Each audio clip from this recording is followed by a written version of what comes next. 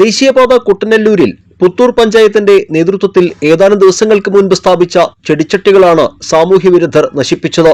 കഴിഞ്ഞ രാത്രിയിലാണ് സംഭവം. മാലിന്യമുക്ത നവകേരളം പദ്ധതിയുടെ ഭാഗമായി റോഡരികിൽ മാലിന്യം തള്ളുന്നത് തടയുന്നതിനായി സ്ഥാപിച്ച ഇരുമ്പ് വേലിയിലാണ് ചെടിച്ചട്ടികൾ സ്ഥാപിച്ചത്.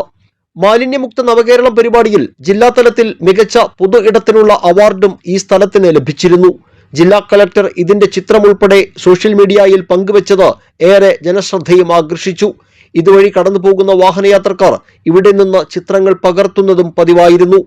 പഞ്ചായത്ത് ഉദ്യോഗസ്ഥരുടെയും തൊഴിലാളികളുടെയും ദിവസങ്ങളുടെ അധ്വാനമാണ് ഒറ്റ രാത്രി കൊണ്ട് സാമൂഹ്യവിരുദ്ധർ തകർത്തെറിഞ്ഞത്. ഇനിയും ചെടികൾ നശിപ്പിക്കാതിരിക്കാൻ ചെടികൾക്ക് മുന്നിൽ സുരക്ഷാ വേലി നിർമ്മാണവും ആരംഭിച്ചു. കൂടാതെ സമീപത്തെ CCTV ക്യാമറകൾ പരിശോധിച്ച് കുറ്റക്കാരെ കണ്ടെത്തി പൊതുമുതൽ നശിപ്പിച്ചതിനുള്ള കർശന നടപടി സ്വീകരിക്കാൻ ഒരുങ്ങുകയാണ് പുത്തൂർ പഞ്ചായത്ത്.